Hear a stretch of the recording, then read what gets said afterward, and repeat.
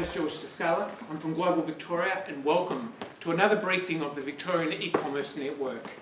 For many of you that may not be that familiar with the network, we are like a consortium of organisations together with AsiaLink Business and Austrade, for these last two occasions particularly, on putting on briefings and informing Victorian companies about what's happening around e-commerce. Our focus has predominantly been around China in the past few years, but we have started taking a stronger focus on Southeast Asia, and there was an event last week we had with Lazada where we had about 100 attendees, and I'm glad to say that today is the first one for India, focused on India, trying to raise that profile, working with our partners in terms of informing companies with the right information to help them engage internationally, particularly into India. So it's a big week in Melbourne. This week we have Global Table. Global Table is the first of its kind. It's a conference that's covering all aspects of food, from paddock to plate, food, agriculture, ag tech, all aspects of it. And it's going to start tomorrow. It kicks off with the former US Secretary of State John Kerry giving a keynote address, and it goes for the rest of the week.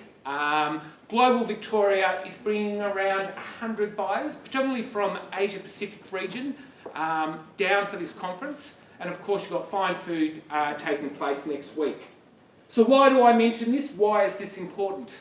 It's because of this event, Global Table, that we have our speakers here today. Today's briefing is to discuss the retail landscape in India. And with that, there is no bigger name than Amazon. From a global perspective in what they are doing, it's impacting our lives today. And it will continue to impact our lives in how we buy and sell things online, but also entering into overseas markets. We also have with us today Food Hall, which is a nationwide chain of premium lifestyle and gourmet food stores, owned by one of India's largest retailers, the Future Group. As I mentioned, this event wouldn't be possible without the partnership of key organisations. I'd like to mention, foremost, AsiaLink Business for their partnership in hosting these briefings.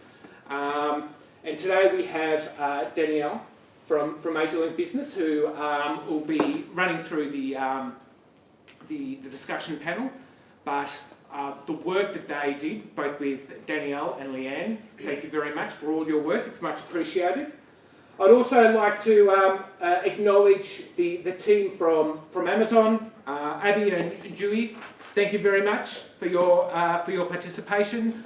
Also, Shikji from Food Hall, thank you very much for your participation. Much appreciated. I would particularly like to acknowledge Dr. Mark Morley from Australia. Mark is a very good friend of Global Victoria. Mark was formerly based in Saudi Arabia for about 4 years, 5 years, there we go, time goes by. And he's been based in Delhi for 18 months. As I said, he's a very good friend of Global Victoria, knows many of us quite well, and it was through a catch-up that we decided that we could put this event on. So we are very fortunate and very glad to be working with Mark on this event. I'd also like to acknowledge Catherine Gallagher, who is the newly appointed Senior Trade Commissioner for South Asia. Welcome. Thank you, Catherine. And to start off proceedings for today, I would like to play a video, an Austrade video. Welcome to India. The second largest population in the world and the youngest, India offers unparalleled opportunity for Australian premium food and wine.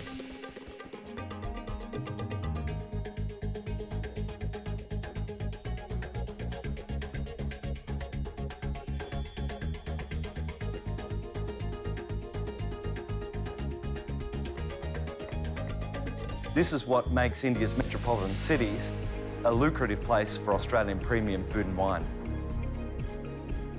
Demand for healthier categories of food, including exotic and niche items, has been increasing. Increased exposure to international food concepts, brands, and cuisines has strongly impacted the high-end Indian consumer preferences. India's food retail sector is worth about 500 billion Australian dollars, out of which 10% is imported.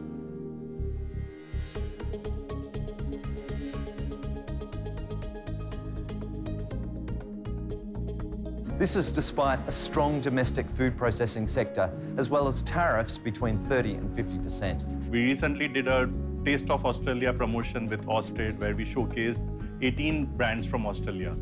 We are keen to get more Australian brands to India. We welcome you to Food Hall, we welcome you to India. For the past decade, Indians have started traveling a lot more and they have been introduced to a lot more international cuisines.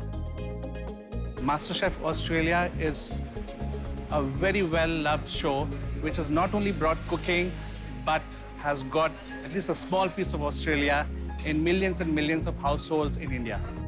Expanding high-income populations, as well as modern retail formats and the arrival of international e-commerce platforms, means that it's much easier to be doing business in India. With offices all over India and the region, Austrade invites you to come and journey with us as we check out the Indian market together.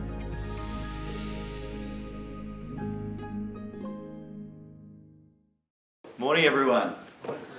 Bollywood eat your heart out, eh? We've got a wine one coming out next week as well. It's got less of me in it, you'll be relieved to know. So thanks everyone for coming. Today's a really good session for us informally as well. See many people that I know in the audience. An informal session for us to be just talking about India, hearing from the experts, as well as perhaps interacting later on in our panel session that Danielle will run, to talk about, for your business, what India might mean and the rise of e-commerce. So firstly, thank you, George. George is a great mate.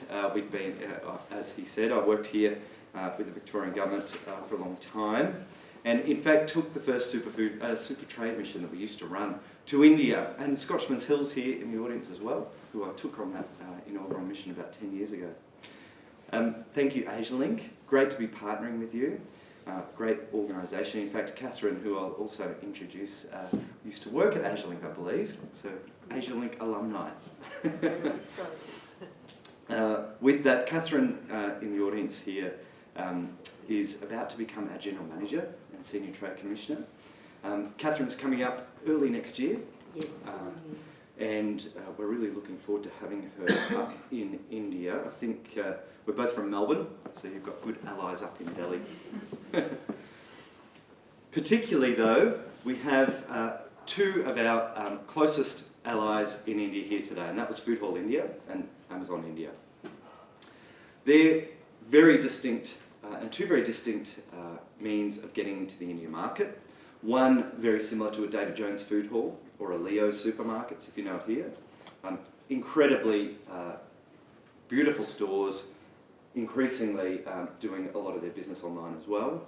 And a company that perhaps has the best potential for retail promotion for Australian brands. We partner very closely with Food Hall. We're partnering with them in a couple of weeks again with a chef from Melbourne, and really proud to have them here today. Abby and Dewey, great to be meeting for the first time today. They're down in Bangalore. They work for Amazon India. We've also done promotions with Amazon. In fact, we had an Australian platform arrangement with Amazon last year.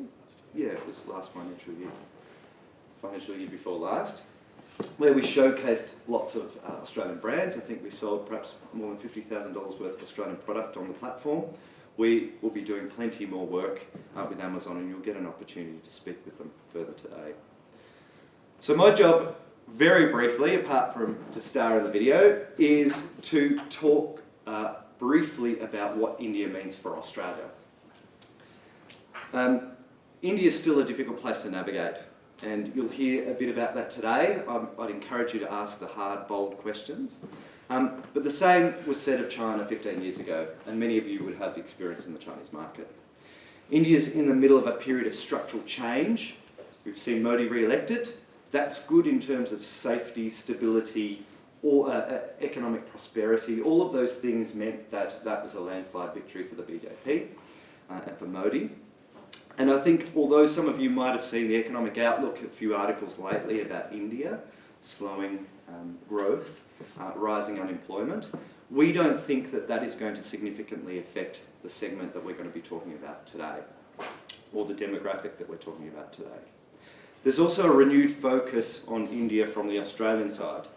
The India Economic Strategy, if you've seen it or heard about it, was launched last year here. It's a federal government program or a strategy out to 2035 about what we're going to do as Australia about India, given its rise. So it recognised India's place in the world. It's a very long report, it's about 800 pages and not worth reading, but the first 10 of the summary is really good. It gives you a good snapshot of what India is going to mean to Australia in the next 20 years. From an Austrade perspective, it's interesting to know our kind of key figures. In the food and beverage space and beauty and cosmetic space, we service 10% less clients than what China did. China has triple the amount of staff and it has very significant long-term business there in the food space. We service 10% less than they did, which goes to show that India is on a very strong trajectory. Last year we welcomed 500 new clients. We'd never serviced that many people before. We had well over 1,500 clients come to webinars that we ran on all types of processed food product, e-commerce. We had Amazon work with us then, and we touched thousands more via insights on social media. And if you have LinkedIn, please follow us there. We'd love to be getting to know more about you. I think the kicker for Australia is that we're already known for clean, safe and reliable food and product. We have more than 700,000 Indian origin Australians. That's a huge community. Both in terms of goodwill and just people-to-people contact. And for the first time last year, more Indians came to Australia as tourists than Australians went to India, over 350,000. And that's only going to grow. Tourism Australia says it'll be 1 million people in a couple of years. So there's a lot of reasons why you should consider India. There's a few reasons you should do this slowly with haste. India's a big market. It's a global player. It's huge. It's difficult. It's 20 different markets in one, though Amazon India is changing that. It's not China, and that's important for many of you with lots of eggs in the one basket as an exporter. And it's the only country that will offer the size and scale that China ever did for Australia. So even if that might look a little bit further off. So we're here to encourage you to come to India. As the video says, really well resourced up there. We'd love to see you up there. We'd really like to journey with you as you come into South Asia. And of course, we've got other markets around us that we service as well, though this is about India.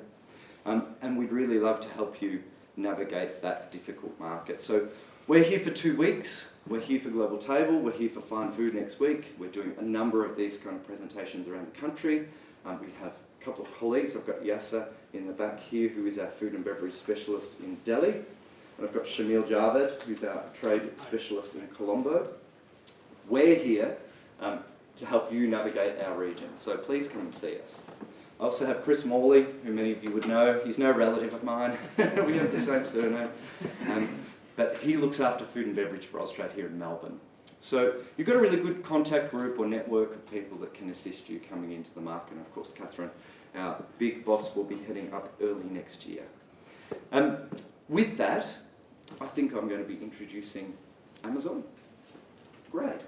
So it's the first time we've met. Abby has lived in Melbourne for a long time. He's lived in India even a little bit longer. But most of his adult life half and half now. In Melbourne. So he's uniquely placed to be talking about the opportunity for Australia in India. Thanks, Abby. Thanks, Mark. After you. So, given everyone's trying to be Melbourneian, I'll throw my hat in the ring. Listen, I spent about 8 beautiful years in Melbourne before deciding, God knows why, to move to Sydney. And then a bit of a gypsy, lived all around the world. Bangalore is our sixth city in 10 years. Never found home after Melbourne, and I'm very excited to be back. I'm very excited to offer you insights about why India is an opportunity. Essentially, the four things we'll talk about, and apologies for the color scheme. Sometimes when copying slides, colors go off. We'll talk about that leapfrog as well. Why cracking India has been daunting. But the thing is, it's changing. You've got to. So I moved back to India after about 17, 18 years, and the pace of change is ridiculous. It's almost like you're watching a movie in frames. Yeah. Let's start with why e-commerce in India, and thanks Mark, you've spoiled part of my slides. So I'm not going to talk a lot about the opportunity, but largely in terms of where it's at from a population perspective and affordability, you see the upper middle income group, which is about 61 million households now. In the next 12 odd years, it's supposed to double. Yeah. The thing I want to talk about is what's really causing the change, right? Internet. Right. In terms of penetration of internet, some stats for you to look at, but about 2 years ago, Katie, Geo, when did they hit us? 3 years, right? In about 3 years ago, we had a rollout of Geo networks that has brought the data cost down to $4 a month for 1.5 gigs a day. Yeah.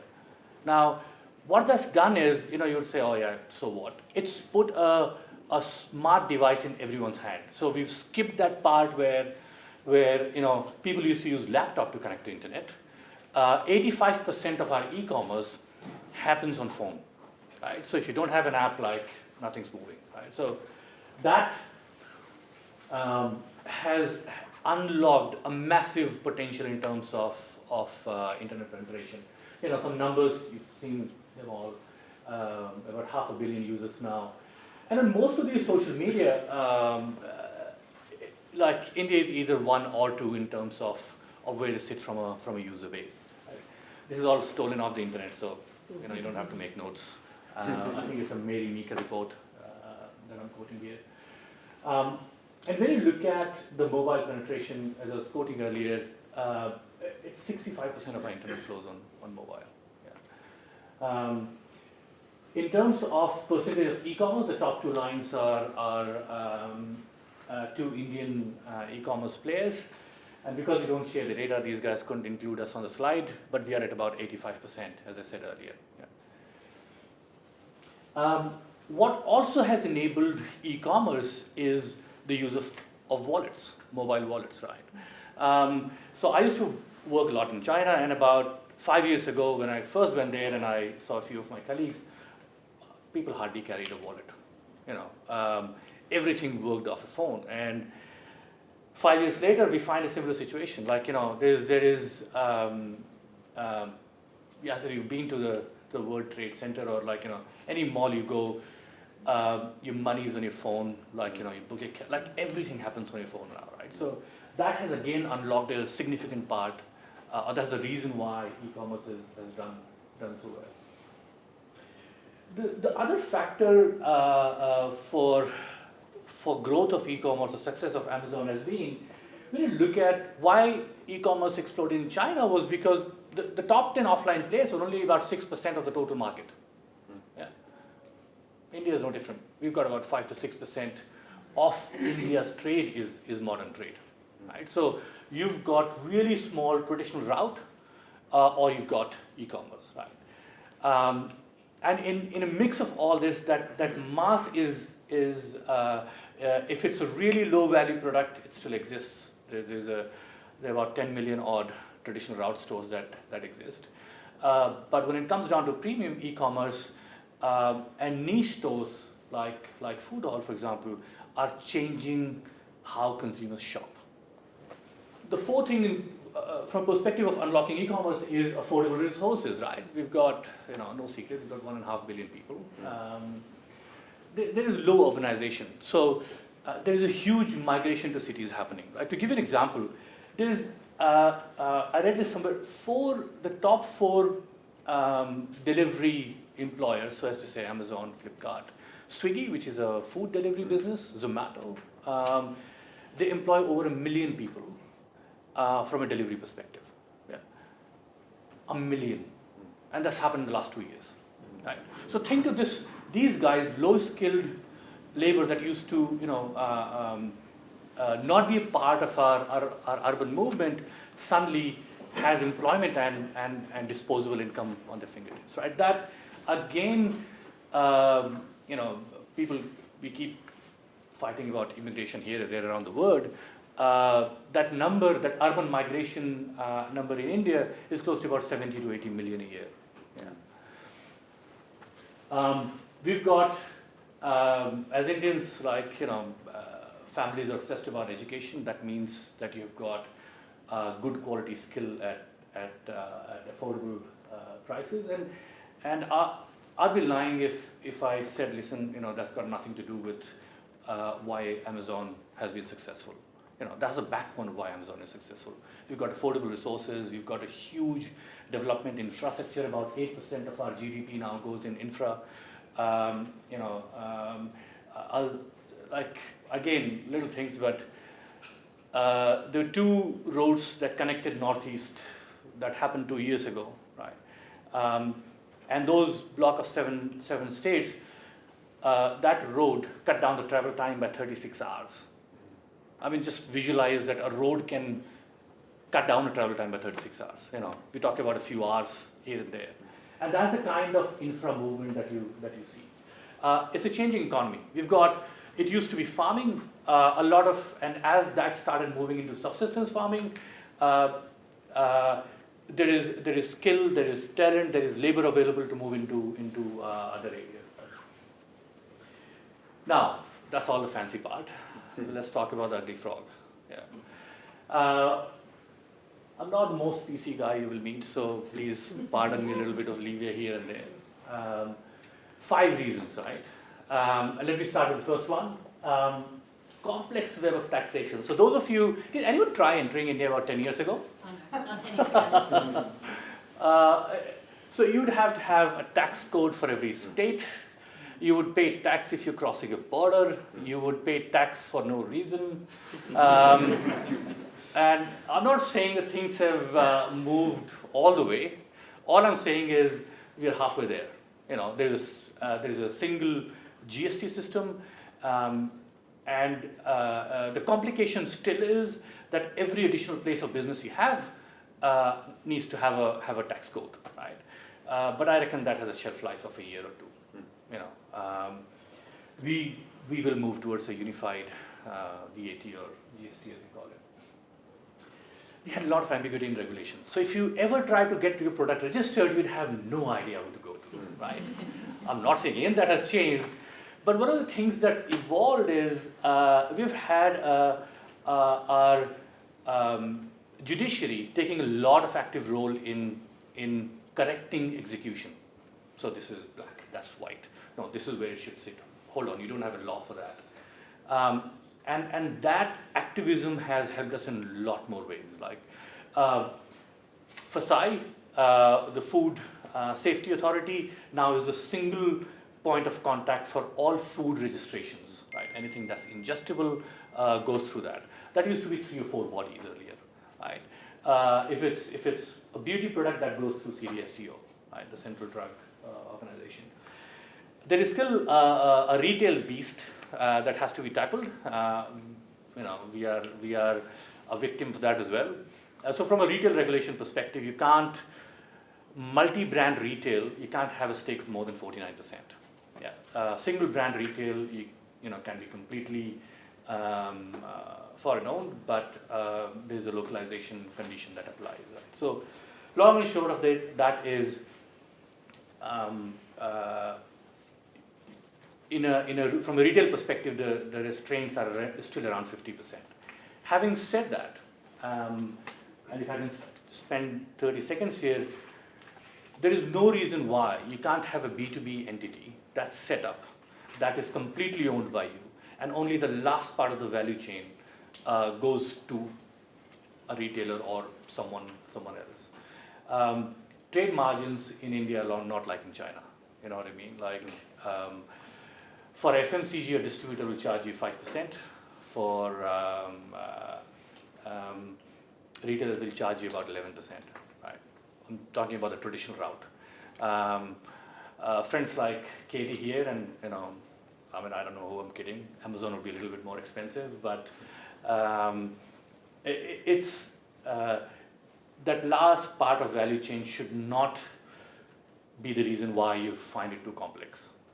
So registration, ownership, onboarding in the Indian business, all that is seamless. As I said, the last B2C is where the challenge is. Bureaucratic hassles, right? And I'm going to go on a little bit of a story here. So Indian education, India was famous for its famous hierarchy and class system. The only place it still thrives is our education, right? So it's not good enough that you're a graduate. People will compare with, oh, which institute did you go to? Oh, from there, oh, you're a postgraduate. And what's happening as a reason, and linking back to the point I was talking earlier about the education over education, technocrats are taking over bureaucracy. Right? So what that means is the nature of the bureaucracy as it used to exist 20 years ago versus where it's now is very different. Right? I'm not saying that makes it easier, but again, that's helping things move and evolve better. Price perceptions, right? We all have to blame Unilevers and P&Gs of this world for creating a perception that only 20-cent shampoos sell in India, right? But I want to quote 2 data facts, 3 actually, because Katie is here too. You have to walk into a food hall to realize that 1, it's always busy, right? 2, the potential potential demand from the customer and where it's moving. I'll give you another data point. Our best-selling shampoo on Amazon is 4 times as expensive as the market leader and sells 4 times as much. Yeah. What's the average price of shampoo these days in Aussie? Like $6, $8? 8? Our best-selling shampoo is $8, Aussie. Yeah. So it's like you've got to keep all your thoughts about price perception about India in one corner now that you seriously start looking at this market. Second data fact, 15% of our sales, and I think it was in your video too, from an imported product, comes from brands that my customers pay 4 times the retail price in either Australia or US and wait for a month for that product. It's like, and I never understand why, when there are a host of options available there.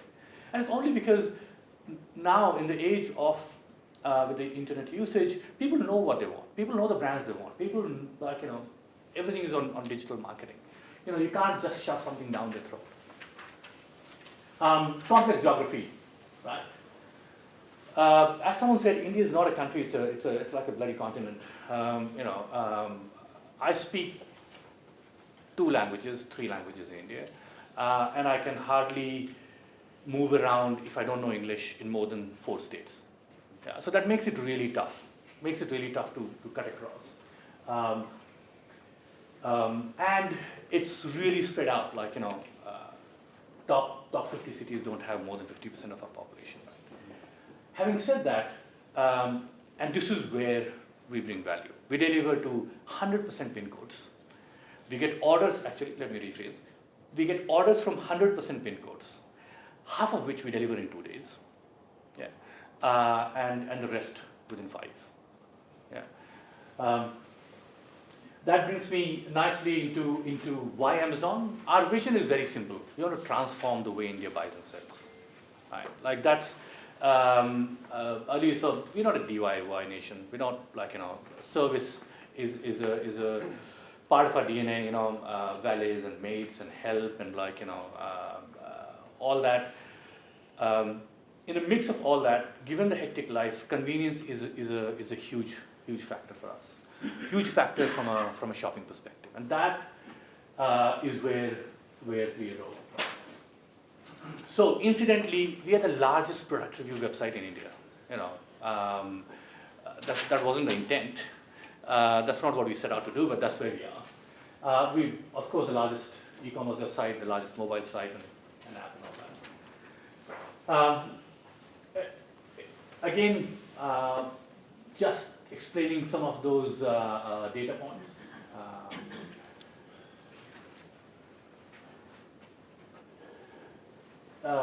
We had about, roughly, last year we had about 200,000 products per day. Like that's the scale of demand that exists. We've got about 60 now warehouses in about 15 states that helps us get across the country. And as I said, the point to note here is the coverage from a pin code perspective. And if you think that Amazon is only a tier 1 city phenomenon, it's not. More than 2/3 of our orders are now tier 2 and tier 3. Last but not the least, why are we here? Thanks to the team from Austrade, Global Victoria, Asia Leg. We have a great support. It started as a conversation, as an opportunity, and we've gone from there. The perception that Australia has, the success the Australian brands have had in China, and that we've all seen firsthand, is what gives us confidence that there's a demand for us. Right? Some of the brands that we've brought in and the success they've seen over the last few months has been ridiculous. Our slice of heaven is very small. Right? We need to grow that. We need to bring the amazing food standards that you have in Australia. And while a lot of manufacturers might whinge about it, it's great from a customer perspective. Right? I recently was talking to Swiss and we prepared a note to present to our food standards about, hey, this is where your standards are. This is where the Australian standards are. We've got a long way to go. And last but not the least, it's home to me. So, adds a bit more purpose to my life. So on that tear-jerking note, I'll pass it back.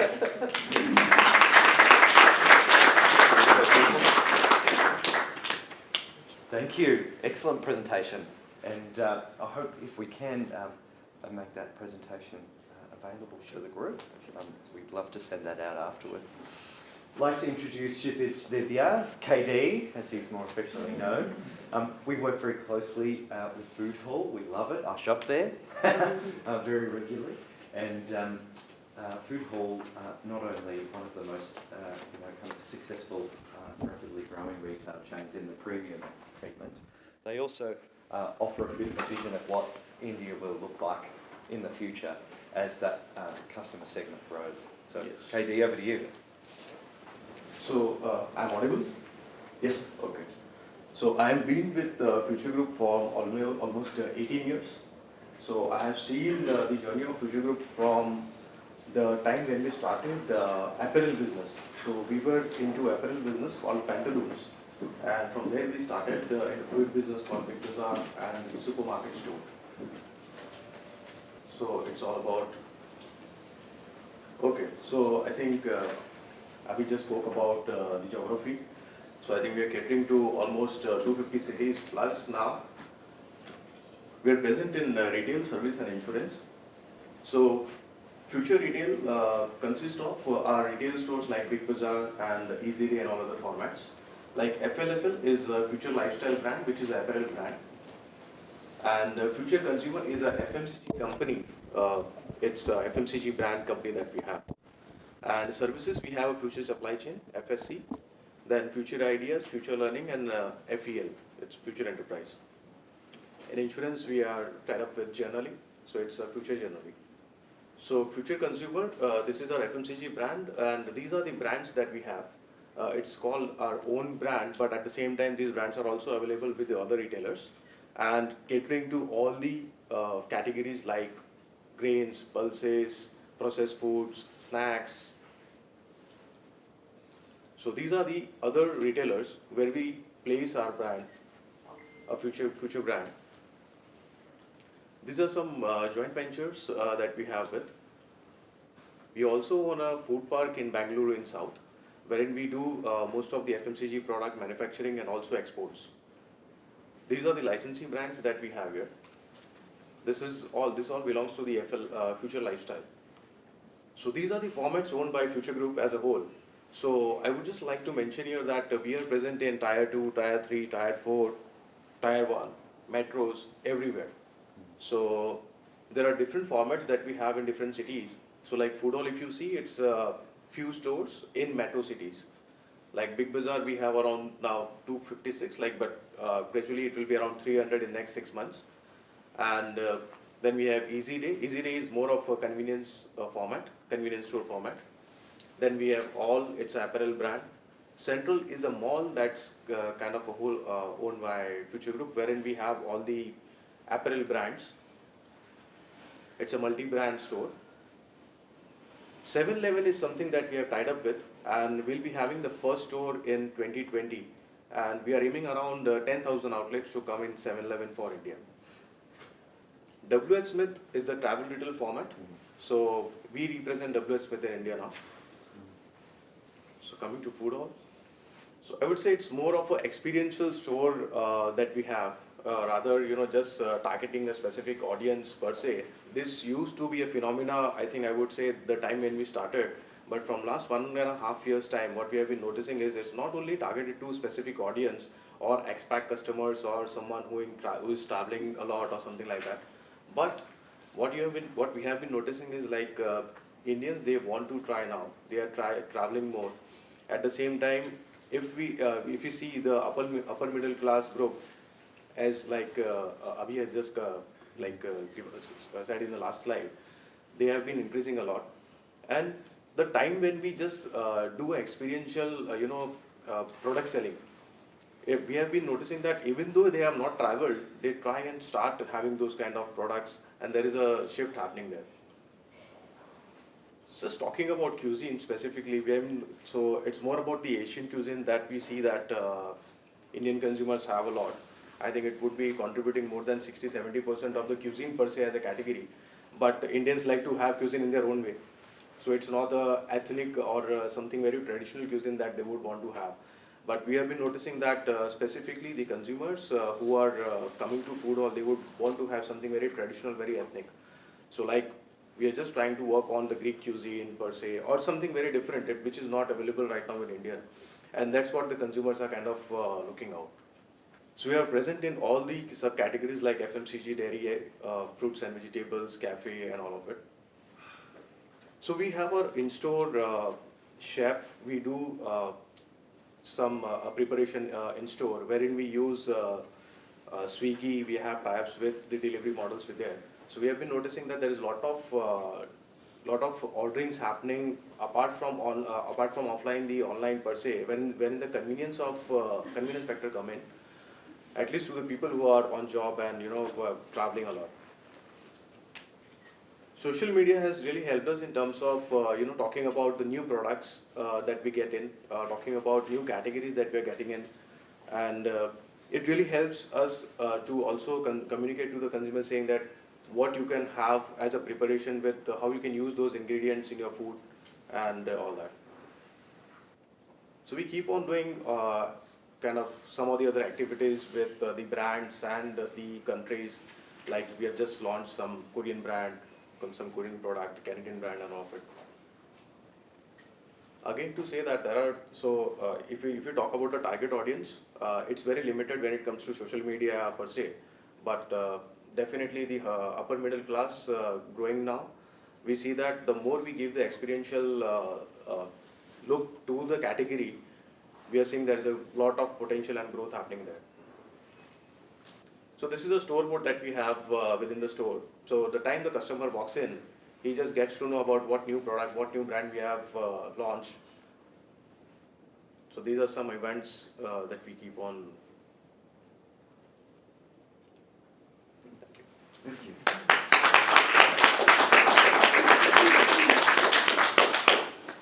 Great, thanks very much, Shetij. That was a really insightful presentation as to what Food Hall does in India.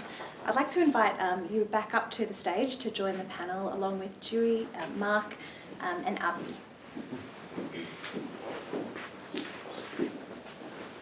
Great. Well, we're very lucky today to have such an impressive panel of people with such depth of experience doing business on the ground in India. And I'm sure many of you are very excited for the opportunities that exist in the market and are really looking forward to hearing from this panel.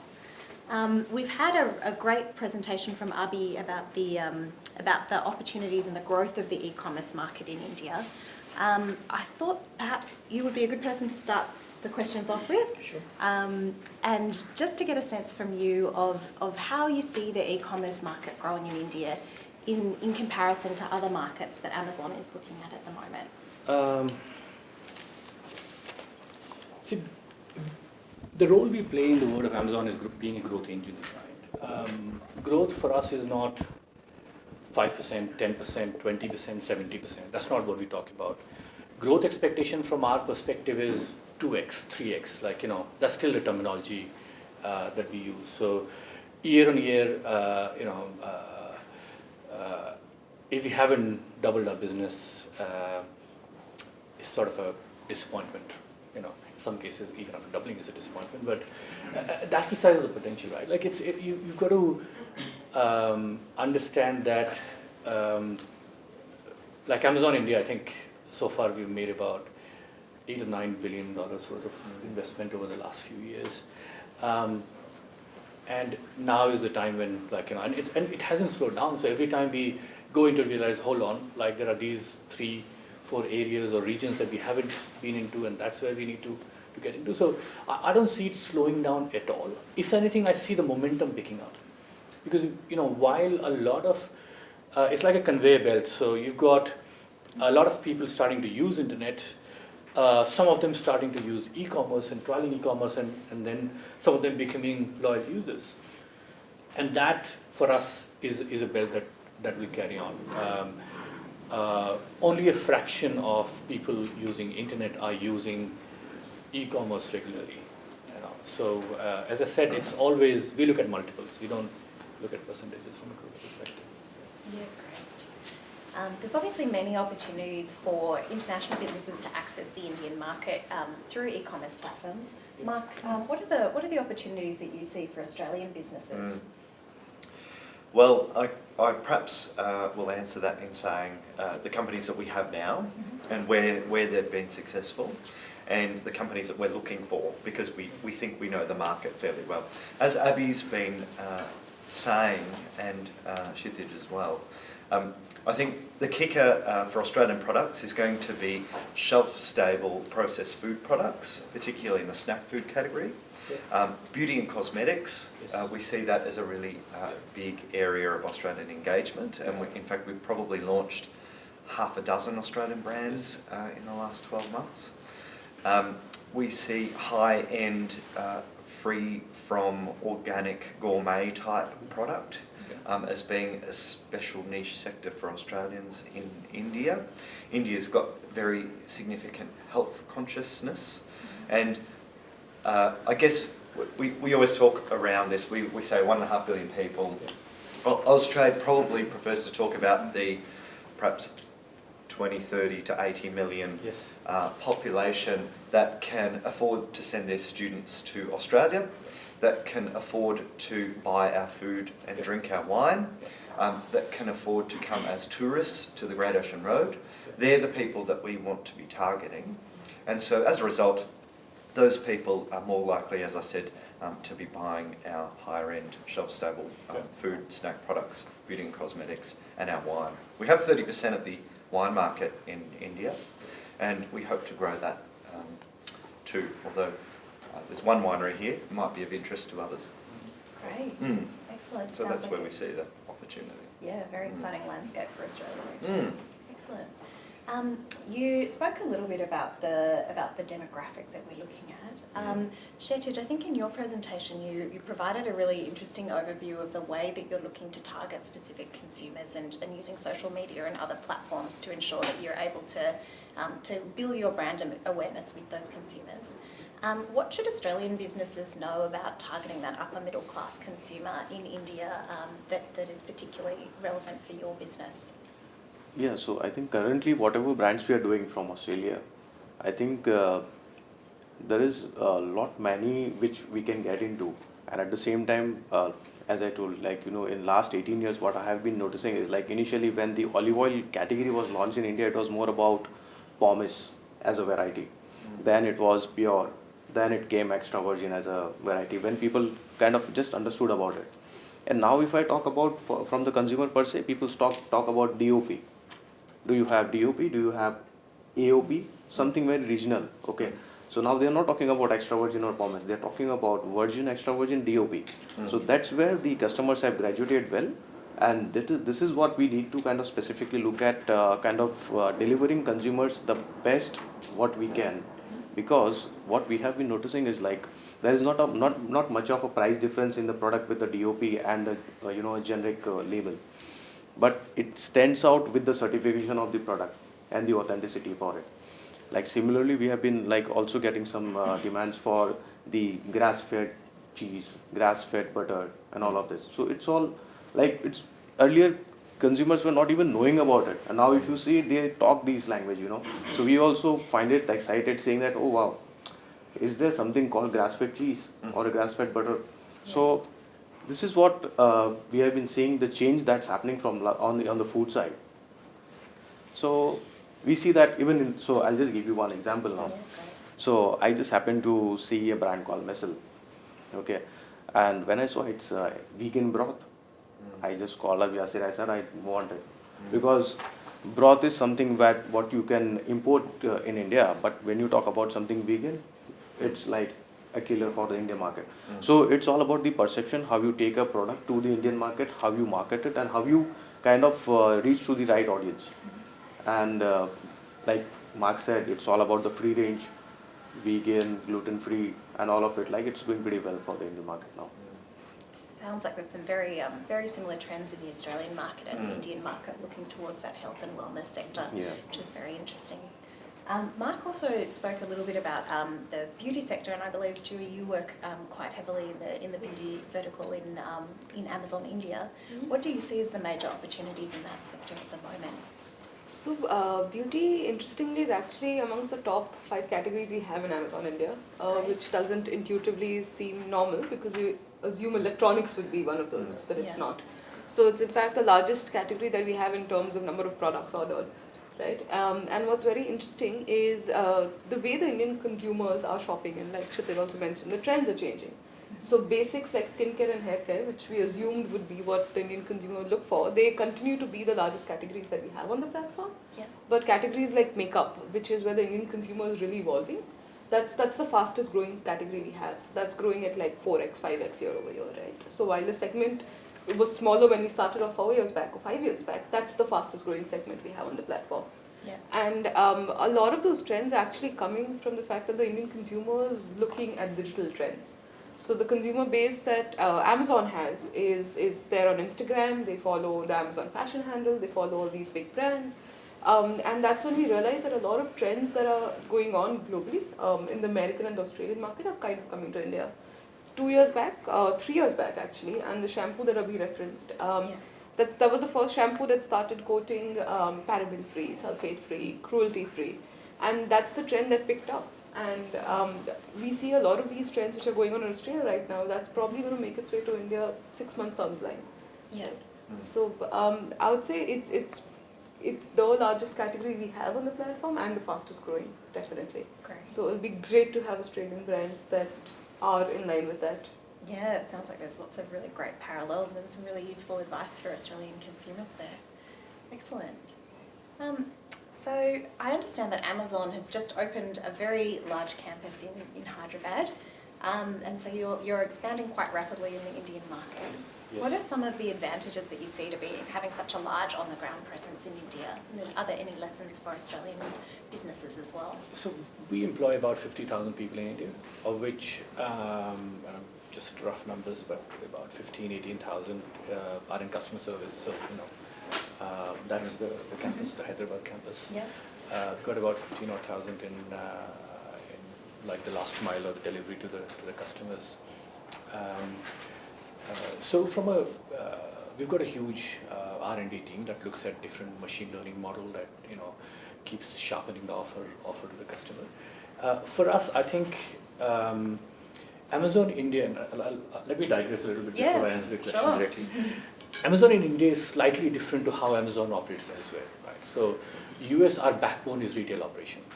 In India, technically, Amazon is not allowed to retail. Yeah. So, what that means is we have to then create different, flexible, customized models for brands to sell on Amazon. Right? So, it starts from offering a wide range of services from if you just want to use Amazon platform for just order taking and you manage the entire supply chain, you can. Or you want Amazon to take care of your inventory and and we've got strategic partners who can do that, and that's possible too. So for us, the opportunity is about not just one model fits all, but how do we create these customized models that work for a small sub-segment, right? And that's where we see where the opportunity is. Right? Did I answer the question, or did I go on a tangent of my No, that was helpful. Yeah. So yeah, it sounds like there's definitely lots of great opportunities in the Indian market. Absolutely, and just building on the point, so Julie is saying all this in small categories and all that. Our portfolio is about $1 billion US. Right? So it's not what we say small is is anyone's number, but some of the numbers that we see from a growth perspective is ridiculous. Like things you would think, and beauty typically, right? Because people are very loyal in this segment, right? For them to change their habit of a duopoly between a Unilever and a P&G, and then start trialing different brands. I don't know why the customers are doing that, but that's a huge trend. Like that's we've got our lead players like those guys really nervous about, hey, like why do people have so much trust in brands that they haven't tried? Maybe, I don't know if that's the generation or whatever it is. I can't profess to know much about it, but that ability to experiment and trial again has given us a huge boost. I might just mention on the back of that, there's where there's been companies that have done well in India or that we've launched in the last 12 months because of demand, has often been led by Indians returning from Australia to India, people who've holidayed here, or people who've been exposed to Australian brands in proximic markets like Singapore or Dubai, where there's lots of Indian business. It's a trade route into India. So if I look at Blackmores, everyone in India knew about Blackmores before it even came to the market, right? And it was the same for China. Aussie Bum, which was launched 6 months ago into India. Everyone knew about Aussie Bum before it was launched. Aesop, the hand cream soap range, everyone had it in their homes in India before it was even in the market. So I think those trends are really global. They're really interesting for Australian premium brands, and it bodes well for the market when we can, of course, just augment the Indian-Australian experience in market. See, if you've got a strong digital footprint, customers in India would have heard about it. Like it's not, a lot of times you don't have to come here to see those or hear about those brands. It's people search for these trends, right? So we track a lot of influencers and reviews, websites across the globe, and you'd find that there are Australian brands that feature in a top 10 US review, for example, or a top 10 European review, and people read these things, and unfortunately, even though the product is not available, the great thing is that the brand awareness is already traveled, before the brand does. So, and I keep going back to that. To my mind, sometimes defines the difference between whether a brand is successful or not. The size of digital footprint that you have. Yeah, great. Sounds like there's lots of excellent opportunities to leverage the existing networks that we have in Australia as well. So thank you for that insight. That's really helpful. Kshitij, I believe you've got quite a number of Australian brands in your food hall stores. We will have lots of people who are very interested to understand your insights of what makes an Australian brand successful in India. What do Australian brands need to do to get on the shelf in a food hall store? So I think I'll just give you a best example of, I think EMA's here. We have just launched A2 Milk and few Sunrise brand here.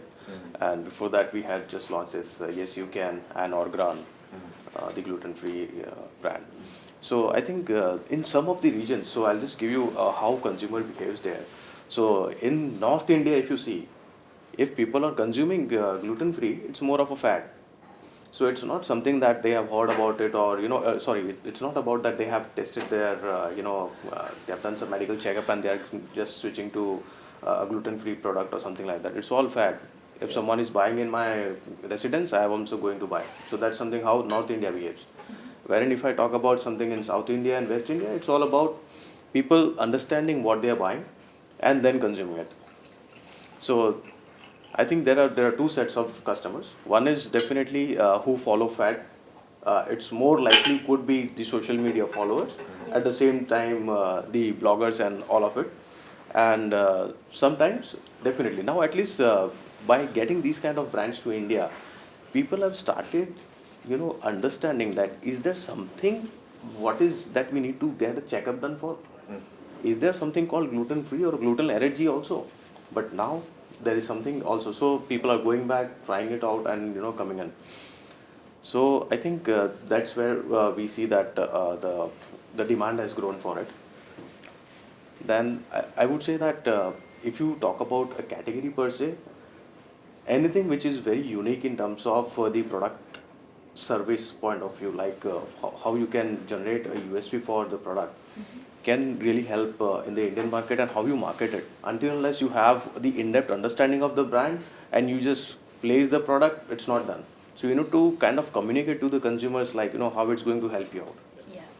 So that's pretty much important, and I think it's very much required for the brands to kind of very closely work with the retailers, give their feedback, give their insights about the product and the brand per se, so that the same can be communicated further to the consumers a way of social media, could be a way of in-store branding and all of that. Yeah.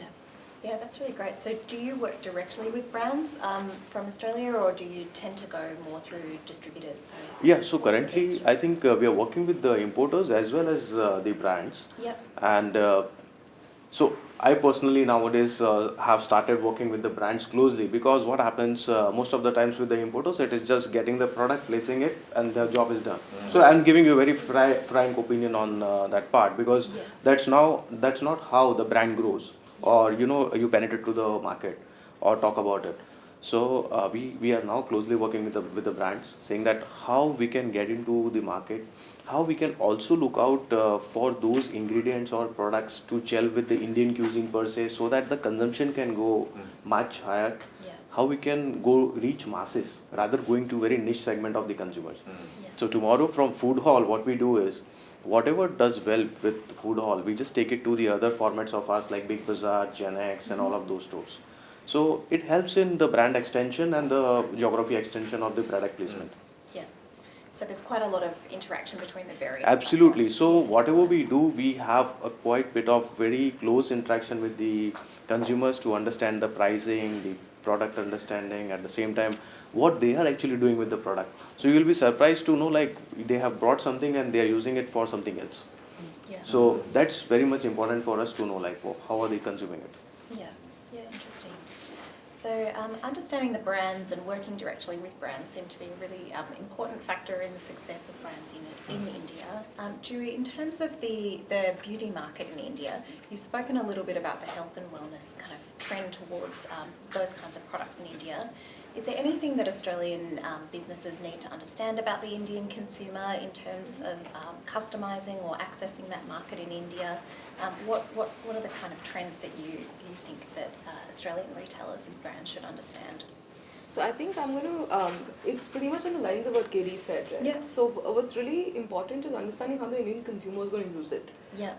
I don't think from a price perception standpoint, we've already spoken about how it's high value items sell in India. So that's an established fact. What's really important is communicating to the consumer why the brand is good, or why that product is really good and important for the consumer. And that's when a lot of digital marketing comes in, right? The Indian consumer essentially, like Mark said, probably already knows about the brand. So what's important is communicating for the consumer skin type or hair type. Yeah.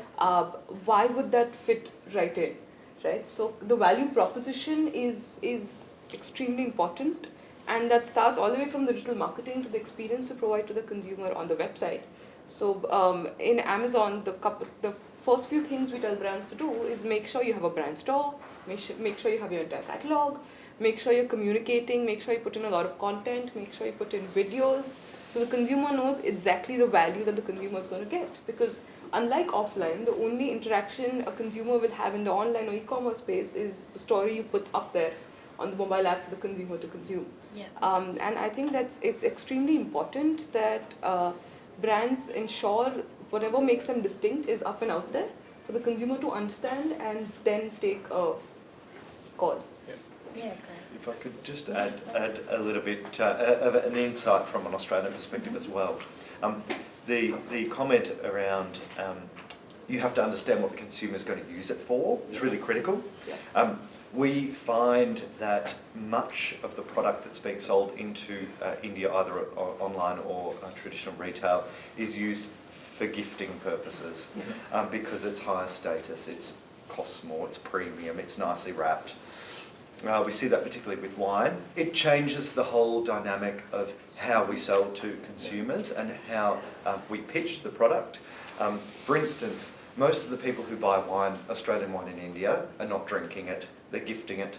So that means the label or the name has to be good, it has to look nice, it has to look status oriented. Most of the people who buy our wine or even our cosmetics in India, of course, are women on the cosmetic side. Most of our wine actually goes to women as well, which is totally different than most other markets of ours. Why? Because they're using it to give to someone else. 50% of all of the wine that we sell in India is sold in 1 month around the wedding season and Diwali, right? 50%. Huge amount of volume goes in for that month, couple of months holiday period.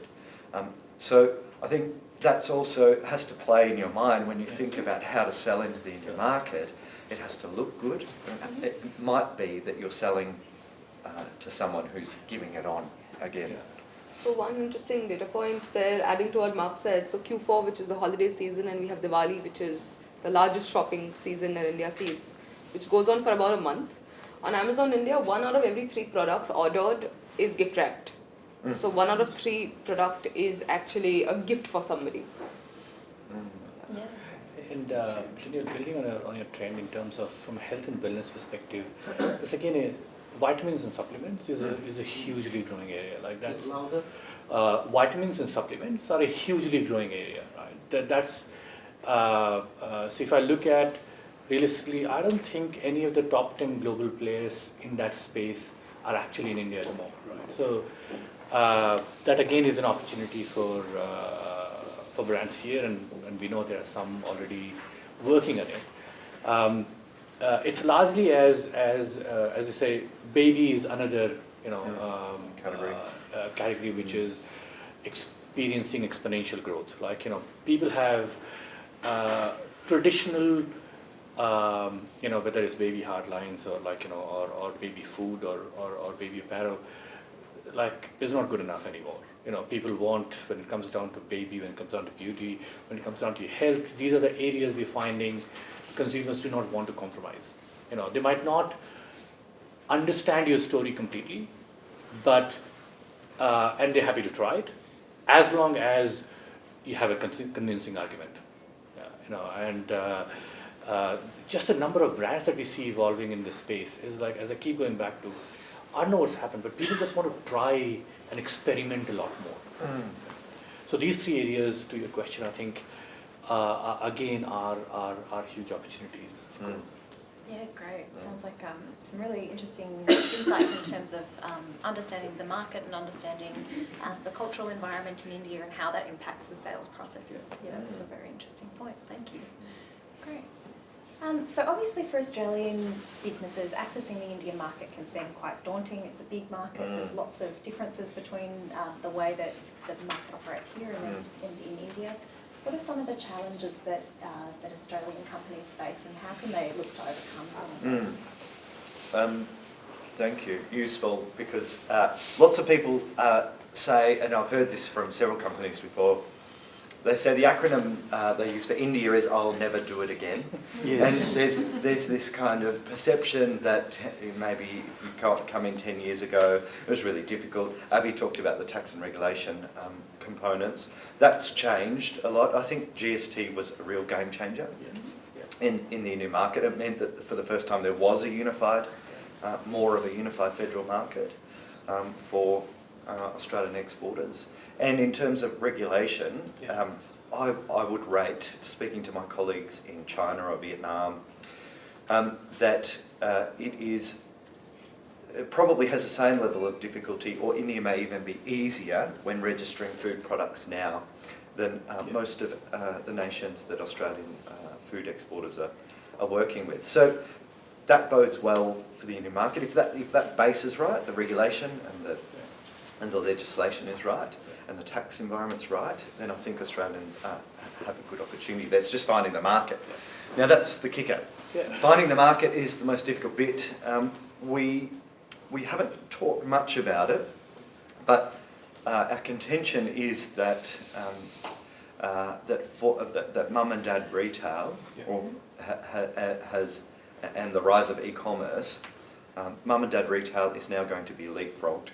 Because of mobile penetration and people buying online and the rise of e-commerce players like these guys, we think Australians would be well advised to be heading to the e-commerce route first, and working with premium end retailers like a food hall in accessing India, because the market is so fragmented. There are so many distributors and importers. It is much better to be attacking India with a trusted or reliable partner in a major city like Delhi or Bombay than it is to be heading to sell your wares to the masses of people. So I think if Australians can think about where their product is going, think about how they might package it, think about how it can be registered, and think about the partners that they can use in tier 1 cities, and particularly how that might sell into e-commerce or formal retail channels like food hall. Australia's got a good story to tell, and likely to make plenty of money as India rises. Yeah, absolutely, and I think one of the things where which is a tough learning for us as well, building on your point, Mark, is you've got to make it easy for the brands. Right? We've got to a stage now where, for example, let's say if you're interested in playing in e-commerce, right from a conversation right now, we've got a set of credible partners who we can put you in touch with, who will help you with the entire journey in terms of from here to the customer. Right? So earlier, one of the learnings for us was when we would interact with the brand once you've got set up and everything's done.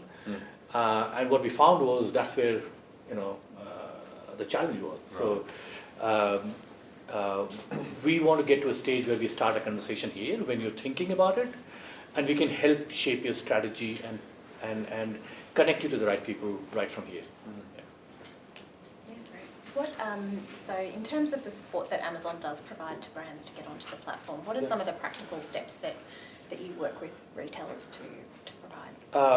Like it starts basically first, as a brand you've got to work out, as people talked earlier about, like what your story is, what are your USPs, how are you going to talk to your customer, what's, in what format and all that. Once that side is sorted, then what we recommend is work out what your value chain is, like, like commercially, what part of margin goes into your setup, what part of your margin you want to put into your distribution networks. From there, look at a business setup, and there are legal businesses or companies which will help you do that. Followed by registration of your product. If it's a food with FSI, if it's a beauty with CDSCO. Food is, and being honest, food is a bit easier than beauty at the moment. Beauty is a little bit more challenging.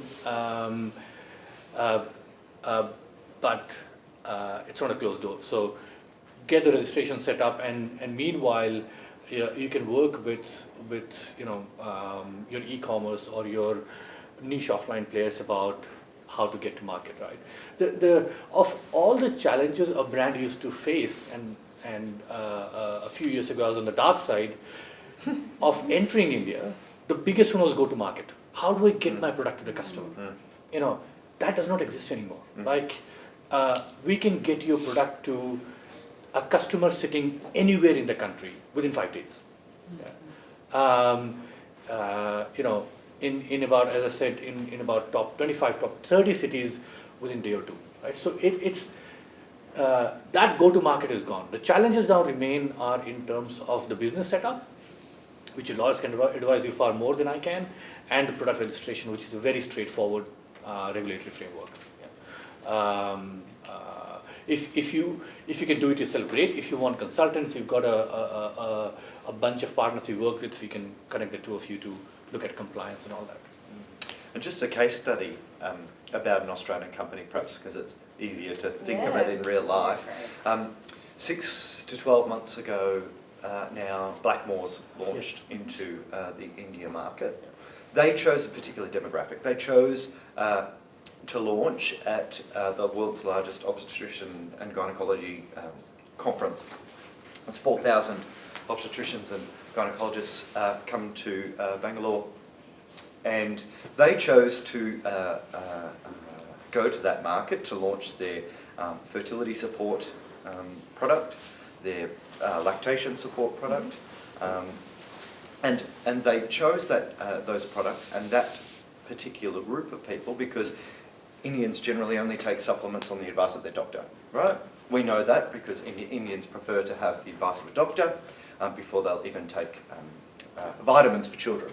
So Blackmores decided, very cleverly I think, to focus on that group of people, then build from there. So once they had their word of mouth, once 300 doctors were referring this kind of product to their patients, to their women, then that would only grow via e-commerce channels.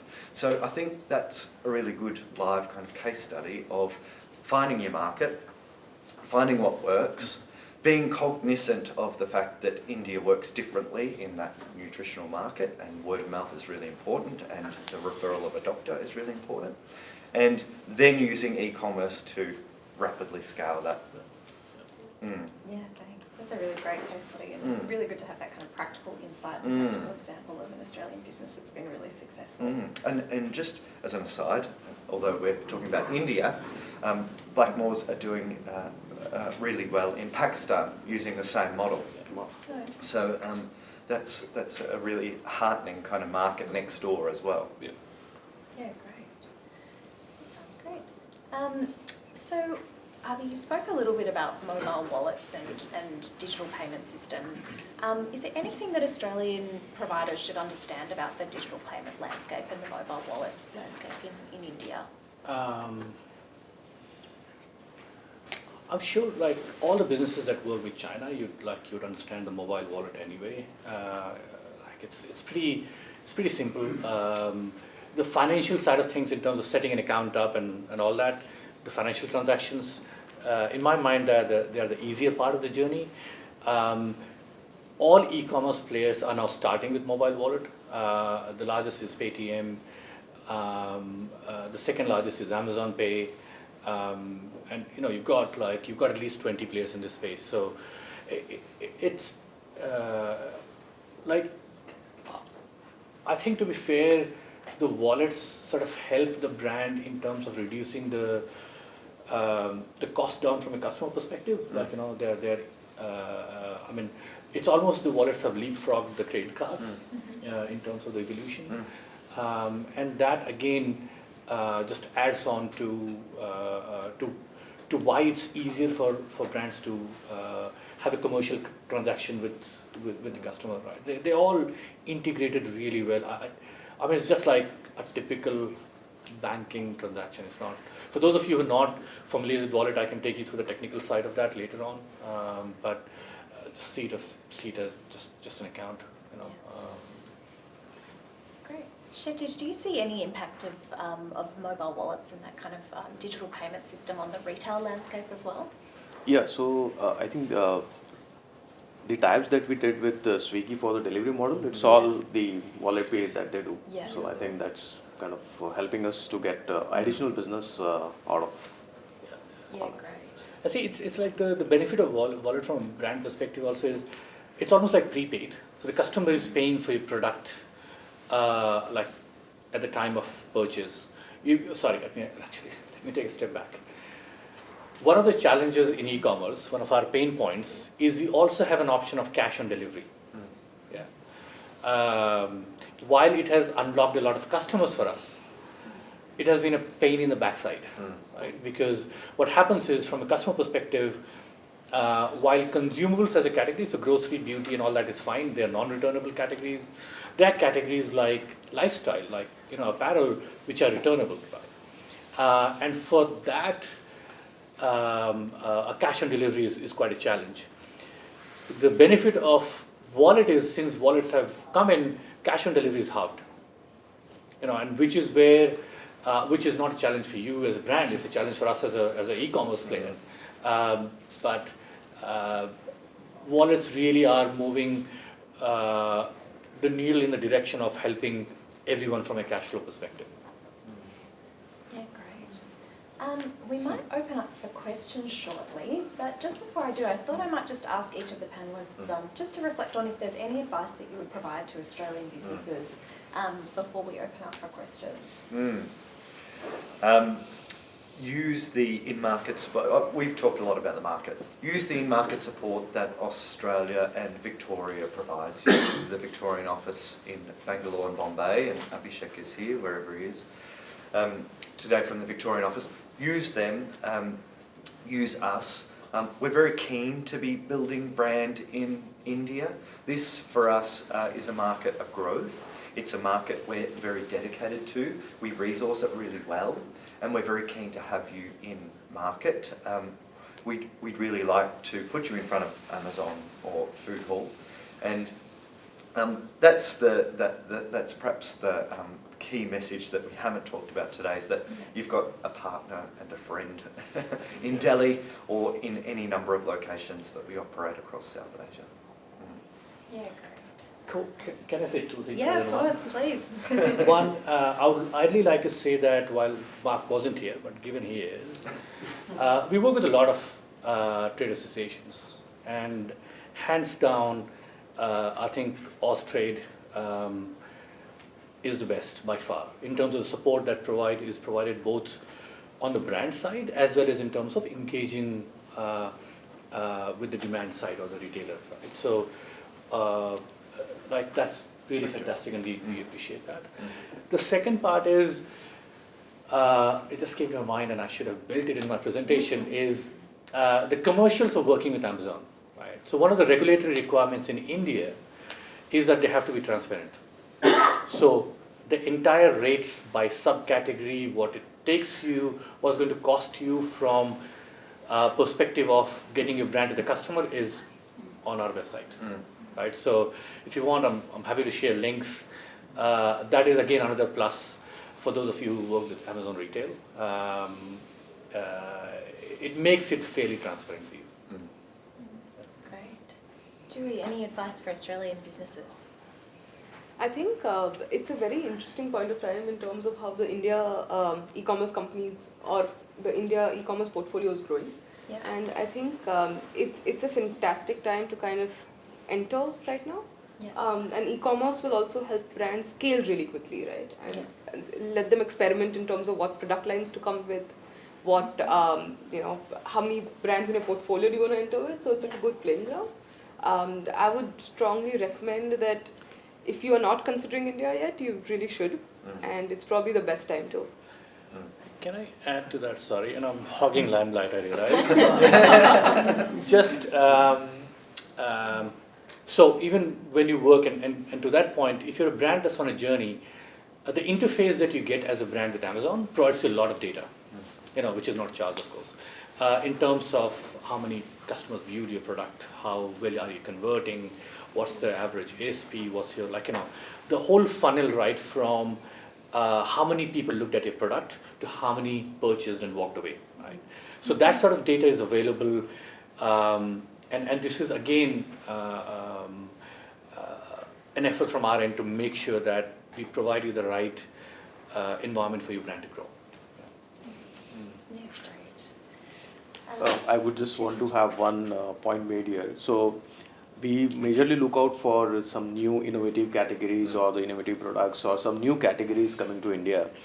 So most of the time what we kind of face as a challenge from the manufacturer is like nothing less than pallet load, nothing less than a container load. Okay. So I think this is where you need to be little flexible, because it's a brand that we are taking to India market. It's your baby getting nurtured by us. Okay. You need to kind of support us in the initial phase.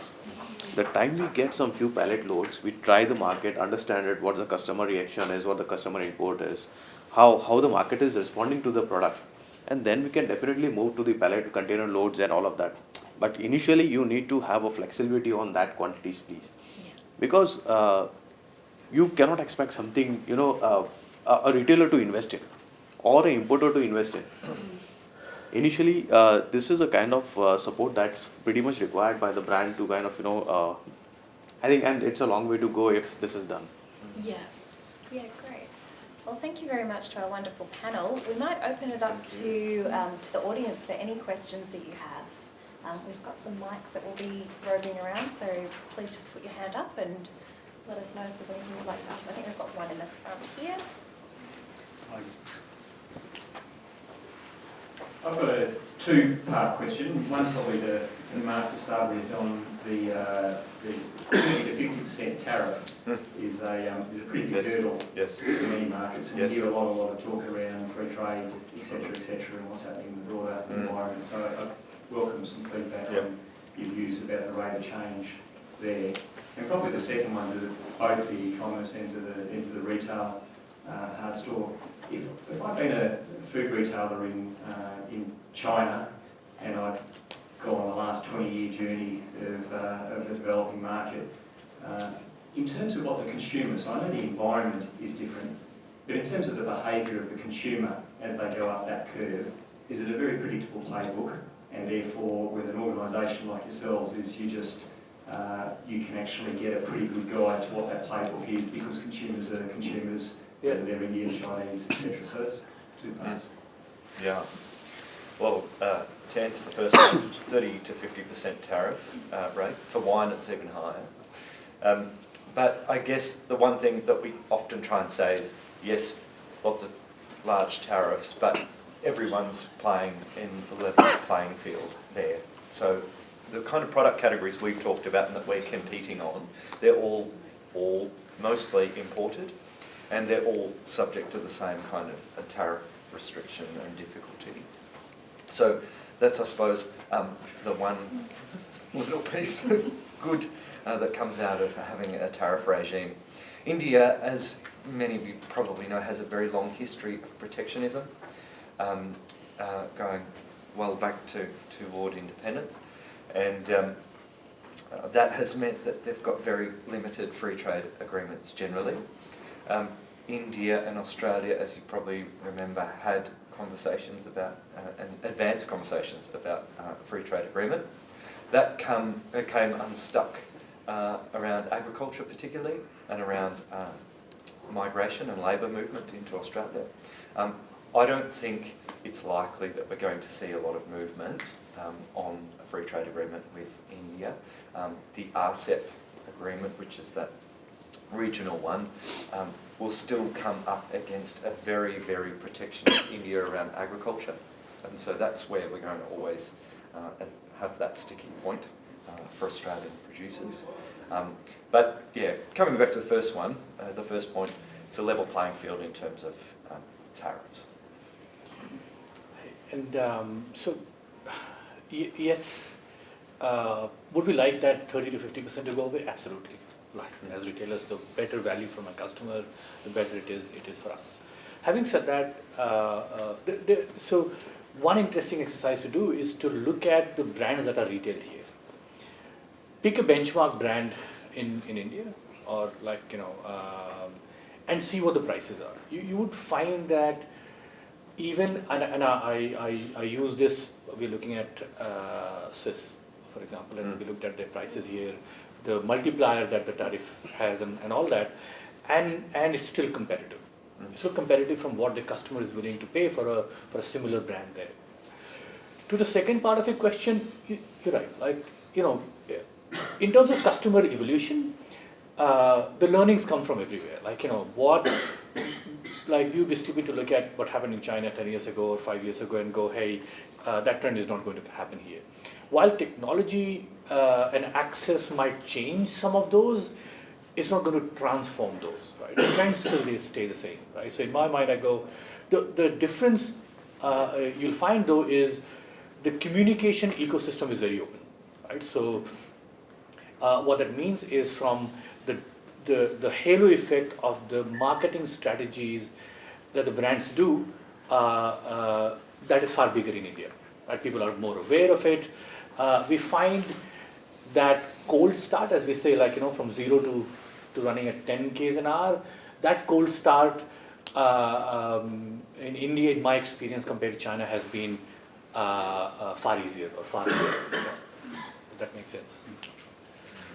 Kshitij, Joey, did you want to add anything on either of these points? I think if we talk about tariff as of such, if we can just highlight one or two USP of the products, it takes over everything on the price point.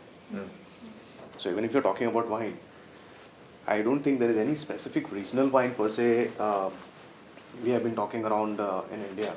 Or if we start talking about DOP in wines or something, I think that can leverage on the pricing. And from a price perception standpoint, coming from, say, the beauty or the health and wellness segment, right? The price perception between, say, the top seller, the mean and the median are really far, right? So, and the Indian consumer is willing to pay that upper gap. So, like Mark said, it's a level playing field, and it's the extra 5 or 10% on top. You probably have an Indian consumer willing to pay that much if you can communicate the USP to do that. And Mark, as an alcoholic, you got to do something about the wine. That's killing me. Yes. Between you and Katie, I'm leaving mortgage here. Well, you're lucky you don't live in Delhi, where the prices are even higher. You're in Bangalore, which is the freest market for alcohol in India. Have to stock up while you're here. I think we've got another question. Yep, after you. Hi there, Guy from the ANZ Bank from the International Business Development Team. Thank you for running the event here, because we only had to come up sort of 3 floors for it. It was very convenient. My knowledge is mostly around the sort of China market and then sort of Singapore and various markets up there. And one of the strategies that we see businesses using is cross-border e-commerce to establish the brand in the market first and then enter through traditional trade. So for the Australian brands that are already selling on e-commerce in India, what's the balance between those that are being fulfilled out of a fulfillment centre in India that have come through with tariffs applied versus the products that are actually being shipped from an Amazon seller in Australia and then going cross-border? That's a good question. That's a great question. Okay, so let me align our terminologies first. What you call cross-border, we call it import backorder. Don't know why. The way that model works is, as a consumer, if you are buying a product, it's treated as a gift and you're exempt from customs and registration. Right? The challenge is though that product has to reside outside India. Our duty-free zones and are not as evolved as China has, for example, to facilitate that e-commerce, right? And the way, so while cross-border is seen as a driver of growth in China, unfortunately in India, it's seen as a defect. Right? As in, hey, if the product is coming in, why is it not registered, right? Having said that, there is about, the number I quoted earlier was about, there's about 15% in beauty and grocery of our sales come in through a model like that. However, that model takes a really long time. So for example, if a customer orders and by the time they receive it, could be anywhere between 14 to 28 days. And one thing that we found from an e-commerce perspective is the one area where customers don't want to compromise on is speed. Like, I've ordered, I want it now, right? More so Indians, and I don't know why we are more impatient than others. But, and wherever we've been able to get that brand, so one of the strategies we use is we look at, from a cross-border perspective, which are the top performing brands, and then contact them and say, hey, if you take it from 30 days to 2 days, your sales might jump up by between 6 and 7 times. Right? Like, that's the kind of difference you see. So yes, while that model exists and it's a decent chunk of an opportunity, that could be a good way to sort of test how deep the waters are when you're starting as a brand. But eventually, getting closer to the customer always helps. Does that answer your question? No, that's excellent. I know it's a tricky one, but and if there's any sort of pilot free trade zones or ways to get those products in easier. So there are 2 that we have trialed. One is in Dubai, you know, and it's quicker to get into India via Dubai free trade zone. Yeah. Beats me why. We're trialing one in Chennai.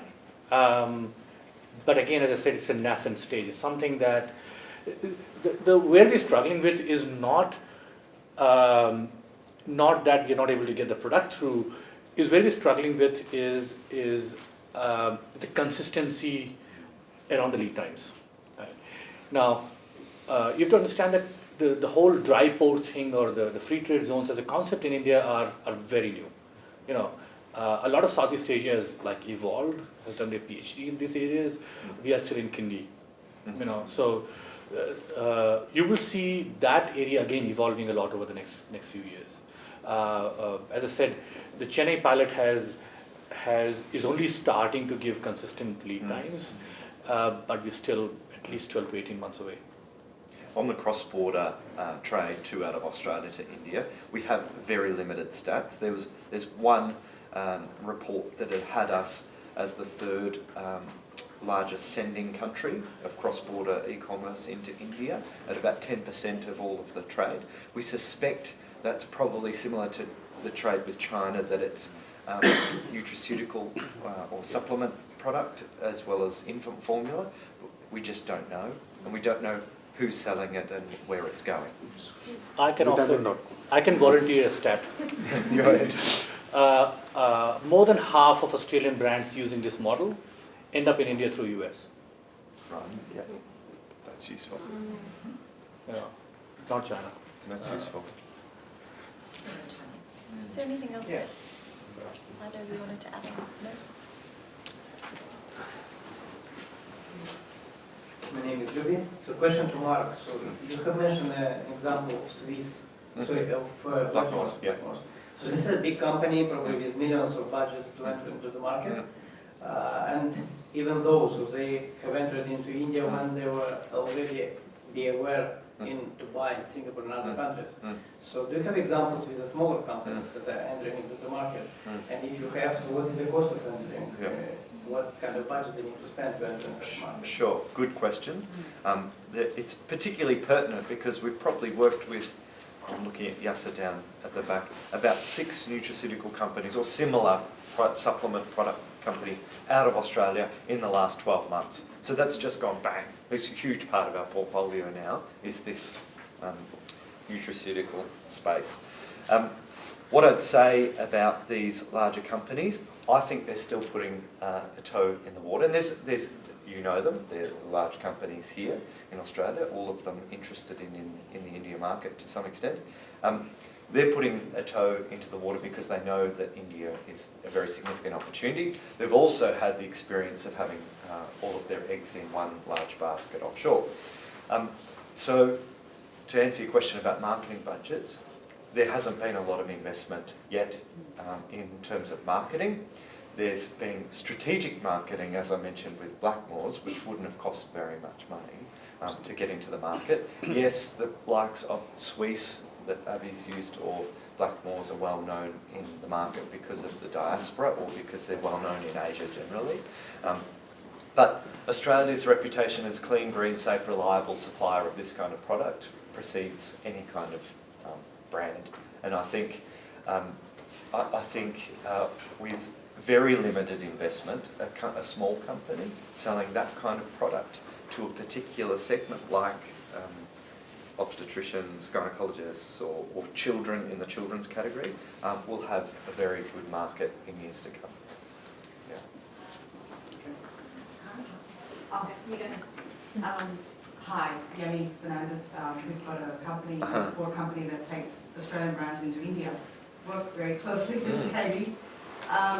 So I guess it's a couple of points, a couple of questions in terms of, when a brand is entering India, what are some of the basics? And I think before you look at India, you've really got to look at your price points. The compliance, the regulatory, but price points, really do your homework. Have a team on the ground to help evaluate that, because that is probably your number one. And again, to Katie's point, in terms of, it depends what a brand wants to achieve in India when it comes to investment. So if you want a very transactional relationship with the market, which doesn't work, you have to have a more of a long-term focus.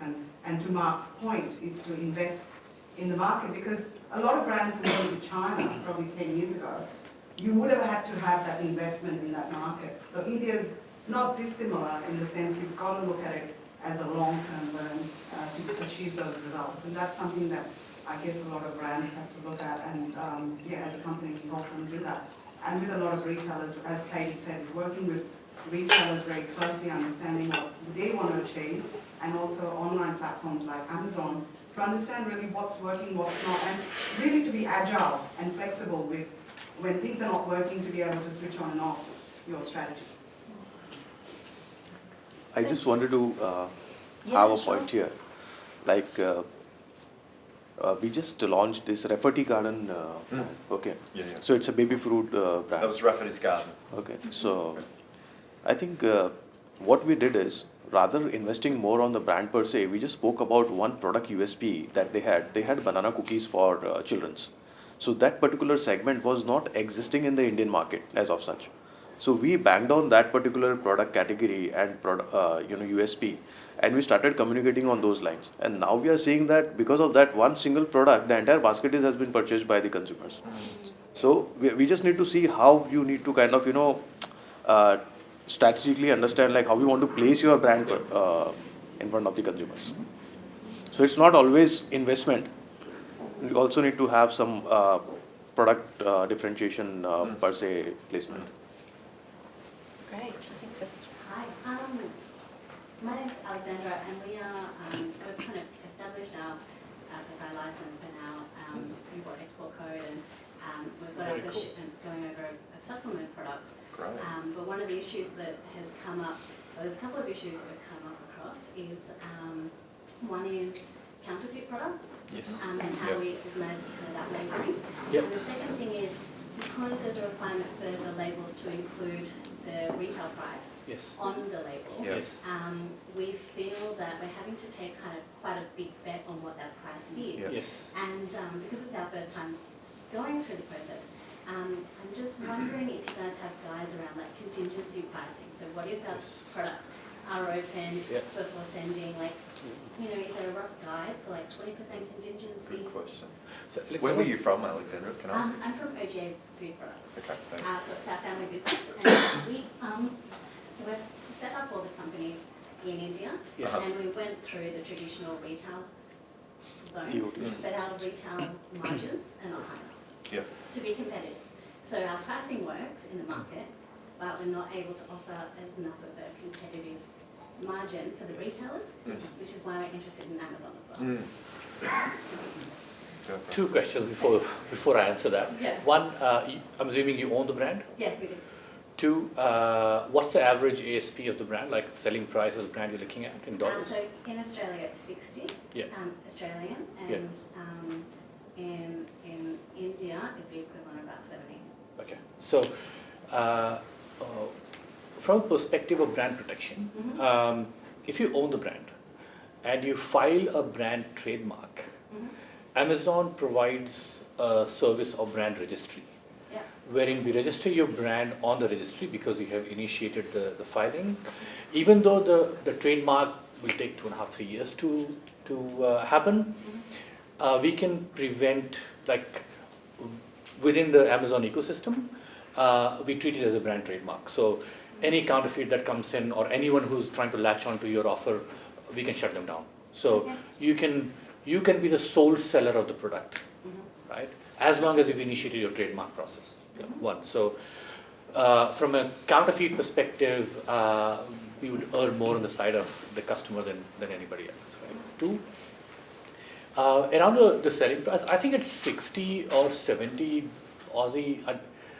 I don't think, like, I would like to understand that a little bit more, but I don't think your retail margin should be an issue. And again, as I said, I'm going back because our fees and our cost of delivery and all that is pretty transparent, and I can take you through for your product category what the ballpark would be. But I don't see it as an issue, so I need to understand that a little bit better. Yeah, for sure. On counterfeiting generally, I've only seen 2 cases in the FMCG sector of Australian goods in the last couple of years. Both have been alcohol, so both have been wine. Is it watering down? Because that's the thing that's been an issue. Right. No, it's not been watering down. It's not been adulteration. It's been relabelling cheaper bulk wine from somewhere else as Australian wine, and using our good name for that. And of course, you might know, these guys would know it very well, that there's more black label drunk in India than there's produced worldwide. So alcohols are particularly susceptible to that. We haven't seen it in other categories, and where we have seen it even in alcohol, enforcement has been fairly swift, honestly, now. FSSAI have been very quick to stamp that out, and so I think generally there's a reasonable environment. It's not like China. There's a fairly good environment. So there's a thing called RTI, right? IPR, intellectual property rights. You don't know. I'm talking about the RTI, where right to information, where as a consumer you can ask for any information, you can question any purchase, you can question any standard, and the turnaround time I think is like 5 or 10 days. So you can go to the government and say, hey, Amazon is selling this product which is fake and they are not acting about it, and trust me, like within probably a day of you sending an email, a couple of days, we get an email saying, hey, are you looking at that, right? So that's, however, as a long-term sustainable strategy, what we recommend is for a premium brand like yours, you've got to choose your channels right? If you go for mass, one, you will struggle with the go-to-market. Two, you will struggle with having a control on the authenticity of your product available everywhere. Versus, if for example, let's say your strategy was, hey, I'm going to go through a food hall or an Apollo or an Amazon, all these 3 would shut down from a counterfeit perspective. And you can claim to the customer saying, hey, our partners are these 3.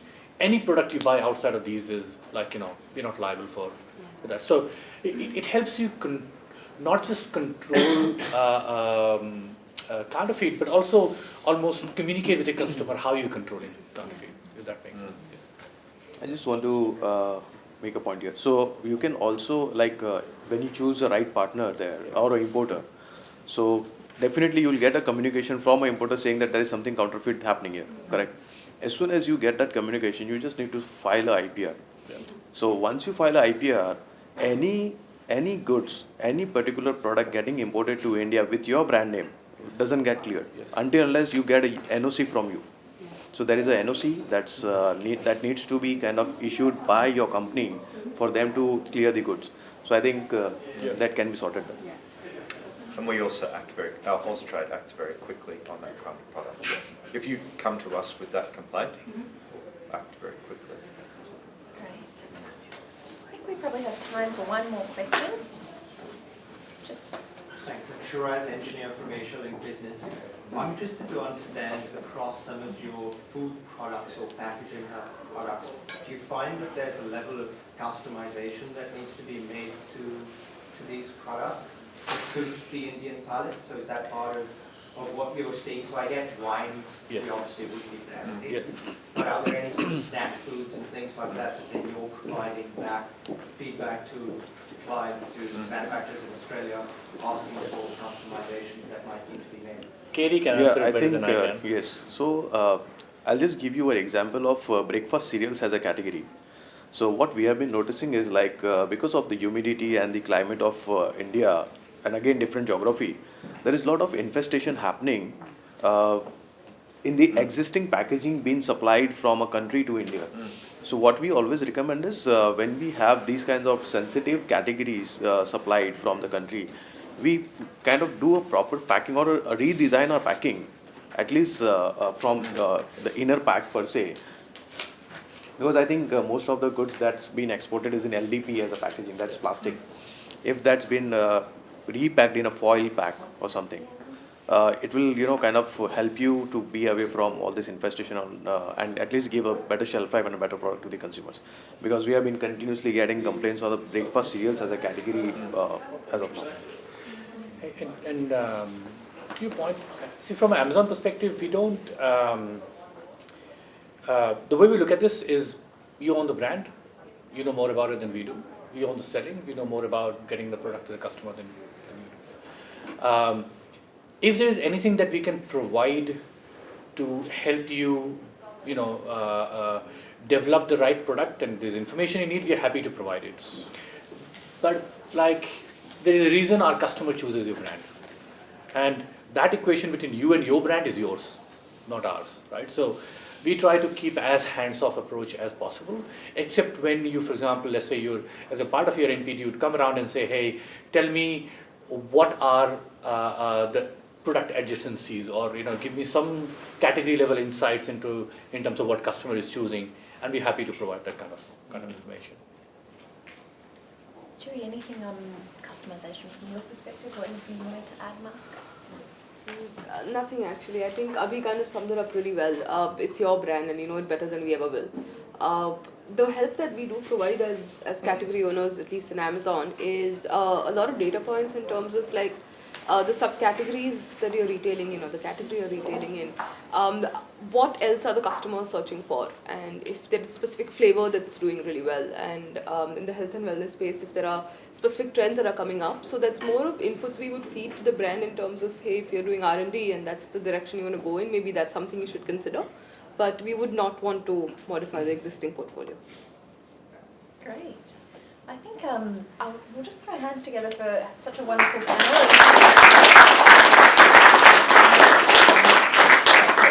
And I'll hand back to George to close out the event. Thanks, Danielle. Thank you all.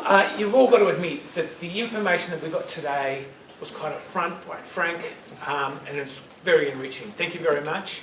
I don't think you're going to get many people as approachable or up forward in terms of a frank sort of conversation about a market like India. I found it fantastic. I thought the information was fantastic. I think you've done a really well job in terms of demystifying a lot of what's needed for the India market, both from an offline, online, and a marketing strategy to complement that. So congratulations, I think that's really useful.